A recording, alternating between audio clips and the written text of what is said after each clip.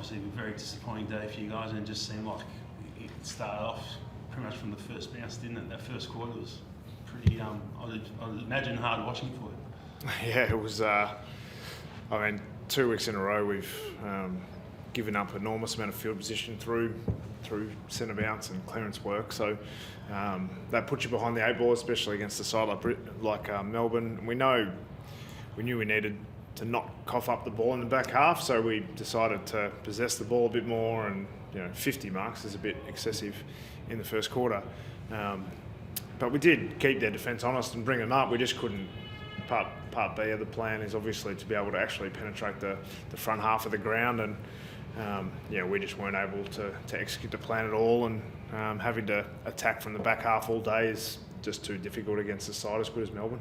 Was it almost deflating for the team where, as you say, you were keeping hold of the ball, but on top of that you were still coughing up goals on turnovers as well? It just wasn't, nothing really much seemed like working that first quarter, that was. Yeah, well, we didn't cough up too many goals on turnover. I think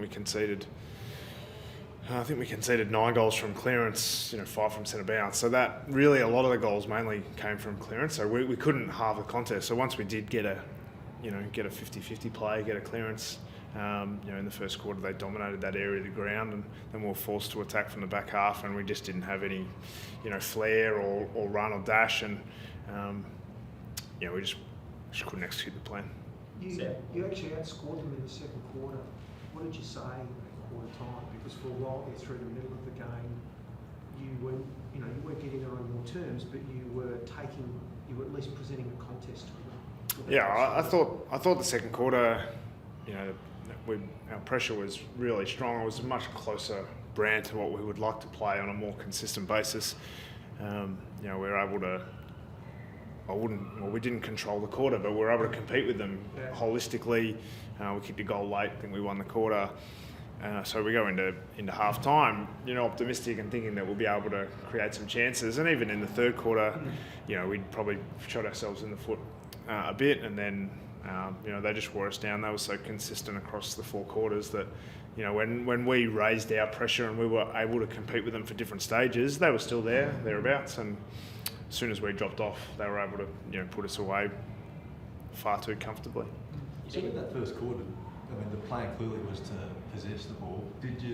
Was it too conservative? Like there wasn't enough there to try and actually take ground? The balance wasn't right. Yeah, I think that's spot on. I think we controlled the ball in the back half, and then we had plenty of chances to go inside 50. We just didn't take them. So.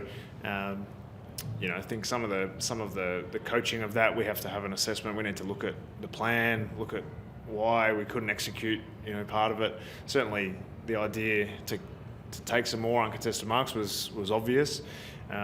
Taking some more territory and actually looking for chances to penetrate the front half was where we fell down badly. And, to have, I don't know how many inside 50s we had in the first quarter, but it was very low. It was 8 or 10. With 50 marks is clearly not a sustainable way to play, and not a model that we'll look to do too often, but we thought it might help us early in the game today, and we just weren't able to get any front half potency through across the whole game, really. So having a young side and not being able for them to work out for themselves what the balance is? I think it's a bit of maturity, a bit of being able to know the right moment to pull the right lever. There's a moment in the game where you're like, this is the one, take that, and if we miss it, then Melbourne are really strong. You don't get too many chances. They're not going to make too many mistakes on defence. So when we missed it, we quite often weren't able to find another avenue, and then if we forced anything across the day, they were just really sharp at being able to turn it around. And how do you address those centre clearances, Sam? -9 in both games, and they obviously kicked the 9 goals from stoppage today. It just seemed like the north and south points of clearance of the stoppage were incredibly open, and they were able to either walk the ball out the back via Viney or even Tom Sparrow in that second half, and Christian Petrarca exposed the front of the stoppage really well. How do you go about that, turning it around before Geelong this week?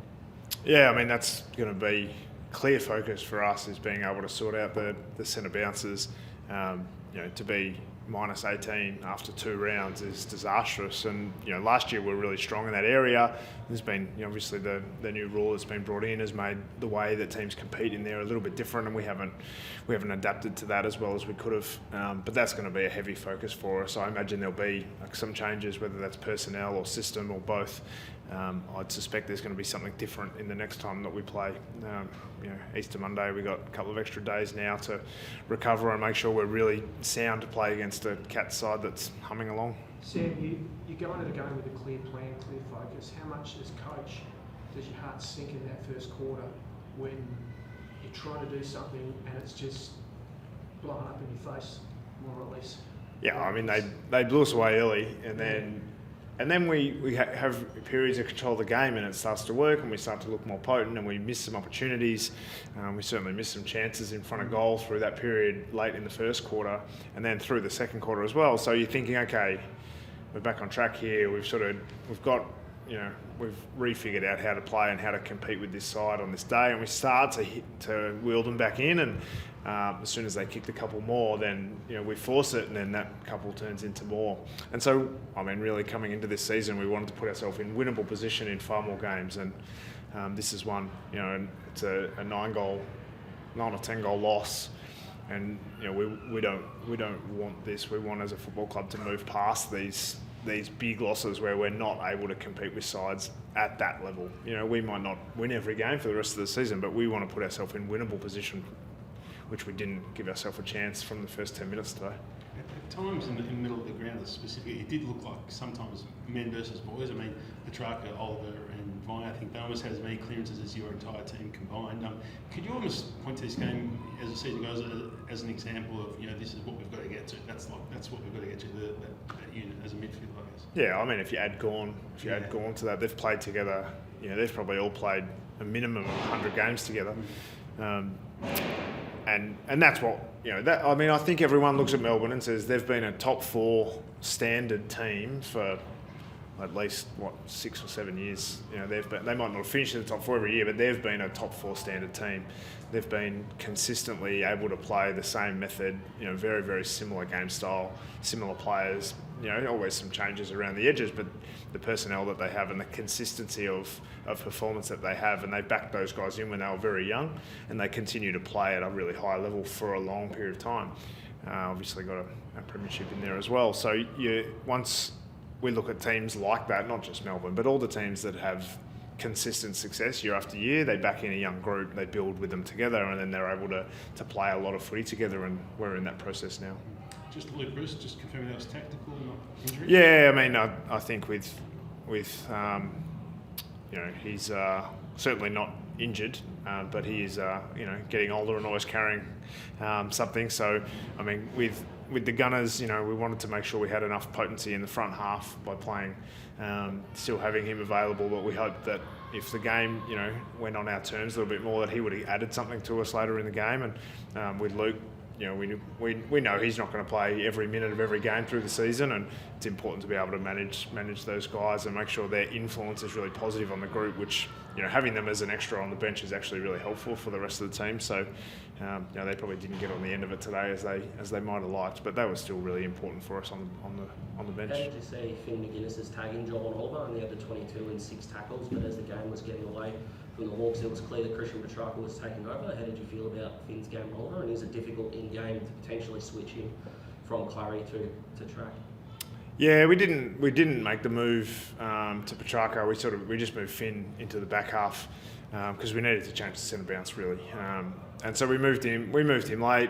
Oliver's a very good player. Obviously, he's been in the top handful of midfielders for the best part of a decade now. So, I didn't think he was dominant today, but he still had some influence on the game, and I'm sure they're probably pleased with the role that he played. Probably a 0-0 draw really. Just take one more if we've got one. Sam took the Wiz 6 behinds before he couldn't get a goal on the board. What do you make of that and his contribution as a whole?